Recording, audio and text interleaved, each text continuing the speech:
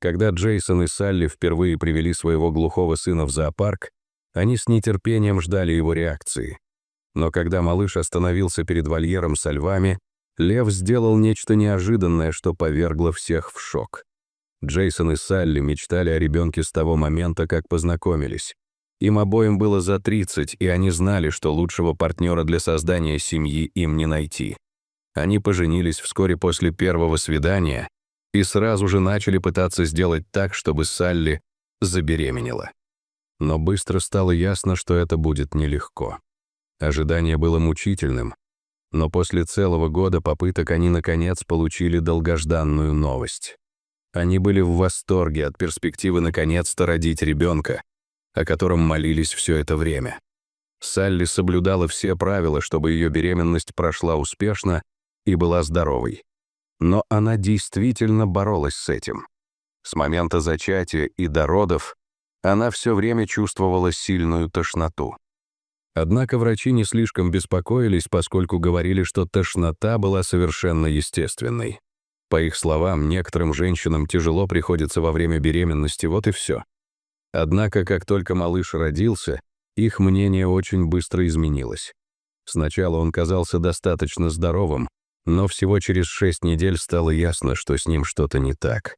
Малыш мог плакать часами, и какую бы колыбельную ни пела Салли или какую бы шумоподавляющую машинку они не использовали, он никак не мог успокоиться.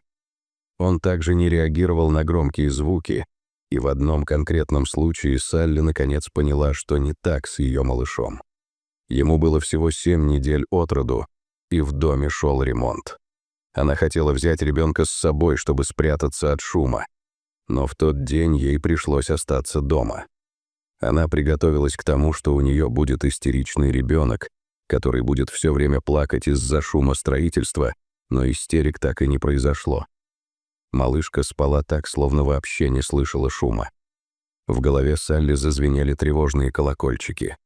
Она была уверена, что это не может быть нормальным. Поэтому они с мужем решили сразу же показать своего сына педиатру для проведения некоторых анализов. Их немедленно направили к сурдологу, поскольку именно его слух вызывал наибольшие опасения. Действительно, после того, как был проведен тест, было подтверждено, что их маленький мальчик был глухим. Они поняли, что он, должно быть, таким родился, и этот вопрос больше не поднимался. Ее. Салли и Джейсон начали сильно беспокоиться о своем сыне. Естественно, они были обеспокоены тем, как диагноз повлияет на его жизнь. Им придется серьезно изменить свой образ жизни, чтобы приспособиться к состоянию своего сына. Они скорбели о жизни, которая, как они надеялись, будет у их сына, и пообещали друг другу стараться поддерживать его изо всех сил. Они хотели, чтобы у него было как можно более нормальное детство, поэтому продолжали растить его в любви и заботе, но с использованием языка жестов вместо вербального общения. И несмотря на это небольшое неудобство, малыш вскоре вырос счастливым и любознательным ребенком. Вскоре стало очевидно, что их сына привлекают дикие животные в любом виде. Он загорался радостью каждый раз, когда они читали ему истории о сафари или показывали документальный фильм. Они были в восторге, заметив, что к ним проявляют такой интерес. Они сблизились с ним из-за своей любви ко львам, слонам и жирафам, и это лишь некоторые из них. Салли и Джейсон выучили на языке жестов названия всех животных, которых он любил, чтобы развить его страсть. Несмотря на то, что он был маленьким, они все больше надеялись, что с такой страстью их сын сможет вести жизнь, в которой не будет чувствовать себя таким уж непохожим на других. В конце концов, животные могут быть более сострадательными, чем люди. Затем, когда их маленькому сыну исполнился год, они решили впервые сводить его в зоопарк. Он только начинал ходить, поэтому они знали, что ему будет весело ползать и разглядывать животных, но они никак не могли предвидеть, что произойдет. Маленькая семья пробыла в зоопарке чуть меньше часа, когда они наконец добрались до африканской секции. Они знали, что именно там их сын будет в восторге больше всего. Он сможет увидеть всех своих любимых животных в одном месте.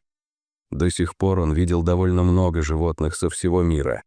Пока они гуляли, Салли отмечала, какие из них ему понравились больше всего, и записывала названия, поскольку была полна решимости научить его называть животных на языке жестов. Как только ее сын увидел своего первого жирафа, он сразу понял, что попал в рай. Его личико просияло, и он начал пытаться выбраться из коляски. Джейсон просто рассмеялся и отстегнул сына от ремня безопасности. Маленький мальчик, смеясь, направился к стеклянному ограждению. Он поворачивался к своим родителям и снова указывал на слово «жираф». У Салли и Джейсона на глазах выступили слезы счастья. Они с трудом могли поверить, насколько счастлив их маленький мальчик. Но вдруг он отвлекся и побежал в другой вольер. С самого начала они не были до конца уверены, что за животное обитает в этом районе. Но когда увидели вывеску, то поняли, что это вольер для львов.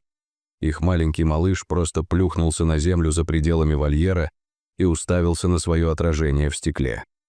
Чего он не мог видеть, так это большого альфа-самца льва, который проявил к нему интерес. Салли впервые заметила его, когда животное тихо спустилось с того места, где спало, и подошло к стеклу, за которым сидел малыш. Салли сразу же начала записывать видео этого взаимодействия. Она ожидала, что когда ее сын обернется и увидит льва, он будет вне себя от радости. Она никак не могла предвидеть, что на самом деле произойдет. Внезапно большой лев набросился на стекло, за которым находился ребенок. Сначала Салли и Джейсон подумали, что большое животное просто играет, но затем снова встало на дыбы и прыгнуло в направлении малыша, ударившись о толстое стекло между ними. Только тогда они поняли, что лев на самом деле пытался напасть на малыша. Они пришли в ужас, увидев это, но, к счастью, их сын еще ничего не заметил. Джейсон взял малыша на руки и отодвинул стекло на некоторое расстояние от себя. Однако, когда его сын впервые увидел льва, он завизжал от восторга. Он совершенно не подозревал о том, что произошло несколькими минутами ранее. Салли и Джейсон были озадачены этой встречей, но счастливы, что их сын ничего не заметил. В конце концов, меньше всего они хотели, чтобы он боялся животного, которое так сильно любил. Пара позвонила сотруднику зоопарка и показала ему видео. Сотрудник усмехнулся и объяснил, что этот конкретный лев, как известно, подшучивал над людьми, которые подходили слишком близко к стеклу в его вольере. Оказалось, что лев был не очень старым, поэтому в нем все еще сохранилась игривость. Это было похоже на то, как если бы подросток подшучивал над взрослым. Салли и Джейсон поняли, что лев действительно играл, как они сначала подумали, и вздохнули с облегчением. Они знали, что он не мог причинить вреда их малышу через стекло, но все равно были рады узнать, что он даже не пытался. И по странному стечению обстоятельств они также были благодарны глухоте своего сына, потому что она помешала ему повернуться ко льву и стать свидетелем этой ужасающей сцены. Маленькая семья продолжила экскурсию по зоопарку, и их сын был просто очарован. Было ясно, что еще долгое время это будет одним из его любимых занятий по выходным. Салли и Джейсон решили сохранить видео со львом до тех пор, пока он не станет старше, думая, что, возможно, тогда он сможет оценить его таким, какой он есть. Они хотели, чтобы он, повзрослев, продолжал любить животных, не боялся их, и, возможно, когда-нибудь он работал бы бок о бок с тем же сотрудником, который познакомил их со львом-проказником. Какая удивительная история. Что бы вы почувствовали? Но если бы дикое животное сделало такое с вашим ребенком, и до какой степени вы бы привили ему любовь к диким животным? Расскажите нам в комментариях ниже. Спасибо, что посмотрели. Увидимся в следующий раз. Увидимся в метро.